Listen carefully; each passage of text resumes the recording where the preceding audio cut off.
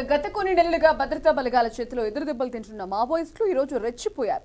ఛత్తీస్గఢ్లోని బీజాపూర్ జిల్లాలో ఘాతుకానికి పాల్పడ్డారు. సుకుమా జిల్లాలోని అటవీ ప్రాంతంలో భద్రతా దళాలు ప్రయాణిస్తున్న వాహనాన్ని మందుపాత్రతో పేల్చేశారు. ఇక ఈ ఘటనలో 9 మంది జవాన్లు ప్రాణాలు కోల్పోయారు.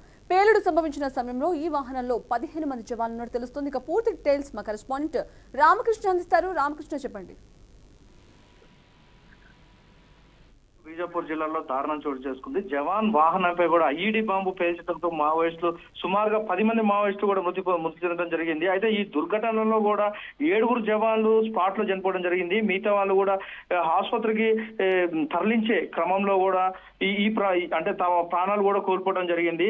ముఖ్యంగా ఇటు వచ్చేసి మావోయిస్టులు జవాన్లను టార్గెట్ చేసుకునే కూడా ఈ విధ్వంసం కూడా జరగడం జరిగింది. అంటే నిన్న ఒక ఎన్కౌంటర్ లో డిఆర్జీ బలగాలు ఆ ఎన్కౌంటర్ లో పాల్గొని తిరుగు ప్రయాణంలో వాళ్ళని అంటే ఈ జవాన్లని టార్గెట్ చేసుకుని మావోయిస్టులు మందుపాత్ర పేల్చడం జరిగింది. చూసుకోవచ్చు విజువల్లో కూడా చెల్లా చెదరగా కూడా ఈ మృతదేహాలు కూడా పడిన ఘటన కూడా అక్కడ చోటు చేసుకుంది. వాహనానికి సంబంధించి ప్లేట్లు కూడా అవన్నీ చెట్టుపై కూడా ఇరుక్కున్న పరిస్థితి నెలకొంది. అంటే దారుణమైన ఈ బాంబ్ బ్లాస్ట్ వల్ల కూడా స్పాట్ లో జవాన్లు చనిపోవడం జరిగింది.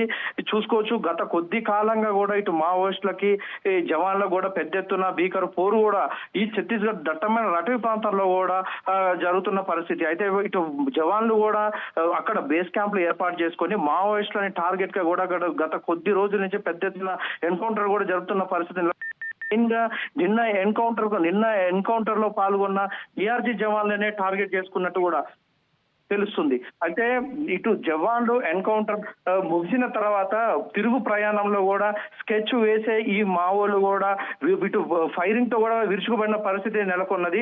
వెంటనే భద్రతా బలగాలు కూడా అంటే జవాన్లు సిఆర్పిఎఫ్ సంబంధించిన డిఆర్జీఎఫ్ జవాన్లు కూడా ఆ సరిహద్దు ప్రాంతాలలో మొత్తం కూడా కూంబింగ్ కూడా కొనసాగుతున్న పరిస్థితి. ప్రతి వాహనాన్ని కూడా తనిఖీ చేస్తున్న పరిస్థితి అయితే నెలకొన్నది. చూసుకోవచ్చు ఛత్తీస్గఢ్ సరిహద్దు ప్రాంతంలో ఇటు తెలంగాణ రాష్ట్రంలో ఇటు ఆంధ్ర సరిహద్దు ప్రాంతాలలో కూడా ఇటు తెలంగాణ సరిహద్దు ప్రాంతాలలో పోలీసులు కూడా అటవీ ప్రాంతంలో కూడా కూంబింగ్ ఇంకా కొనసాగుతూనే ఉన్నది.